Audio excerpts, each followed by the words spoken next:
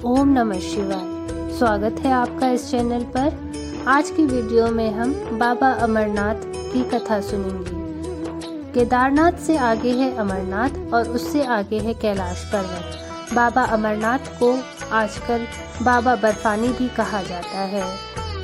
यहाँ प्राकृतिक रूप से बर्फ से शिवलिंग निर्मित होते हैं। शिवलिंग का निर्मित होना समझ में आता है, लेकिन इस पवित्र गुफा में हिम शिवलिंग के साथ ही एक गणेश पीठ व एक पार्वती पीठ भी हिम से प्राकृतिक रूप से निर्मित होता है। पार्वती पीठ ही शक्ति पीठ स्थल है। यहाँ माता सती के कंठ का निपात हुआ था। पार्वती पीठ 51 शक्तिपीठों में से एक है। यहाँ माता के अंग तथा आभूषण की पूजा होती है। ऐसे बहुत से तीर्थ हैं जहाँ प्राचीन काल में सिर्फ साधु संत ही जाते थे और वहाँ जाकर वे तपस्या करते थे। बाबा अमरनाथ की कथा।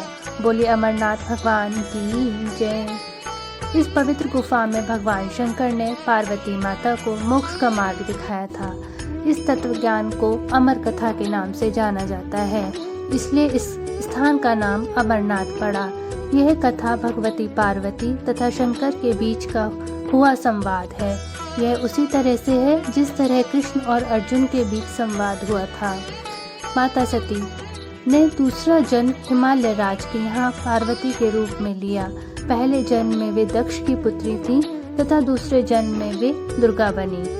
एक बार पार्वती जी ने शंकर जी से पूछा, मुझे इस बात का बड़ा आश्चर्य है कि आपके गले में नरमुंड माला क्यों है। भगवान शंकर ने बताया, पार्वती जितनी बार तुम्हारा जन्म हुआ है उतने ही मुंड मैंने धारण किए हैं। पार्वती बोली, मेरा शरीर तो नाशवान है, मृत्यु को प्राप्त हो जाता है, परंतु आप अमर हैं, इसका कारण बताने का कष्ट करें। मैं भी अजर अमर होना चाहती हूँ। भगवान शंकर ने कहा, यह सब अमर कथा के कारण है। यह सुनकर पार्वती जी ने शिव जी से कथा सुनने का आग्रह किया। बहुत वर्षों तक भगवान शंकर ने इसे टालने का प्रयास किया, लेकिन जब पार्वती जी की जिज्ञासा बढ़ गई तब उन्हें लगा कि अब कथा सुना देना चाहिए।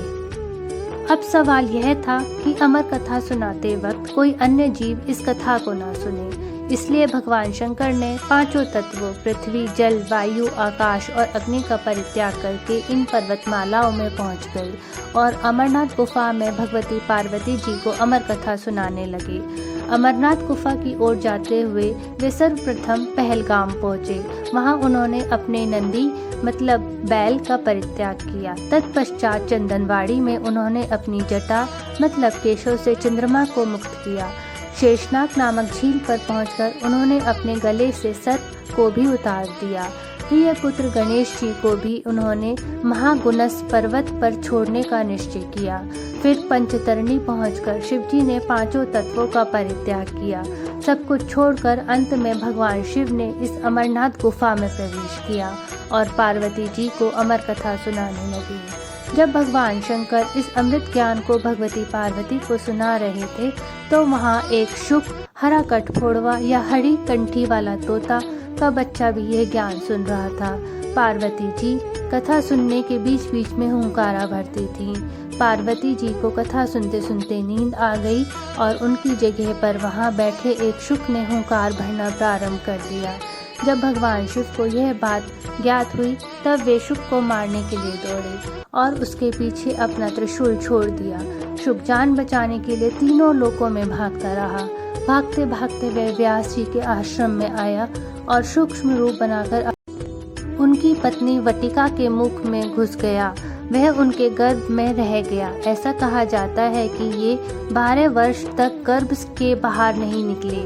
जब भगवान श्री कृष्ण ने स्वयं आकर इन्हें आश्वासन दिया कि बाहर निकलने पर तुम्हारे ऊपर माया का कोई प्रभाव नहीं पड़ेगा, तब ये गर्भ से बाहर निकले और व्यास जी के पुत्र कहलाए। कहानी अगर अच्छी लगी हो तो please like, comment and share. हर हर महादेव। जय बाबा अमरनाथ।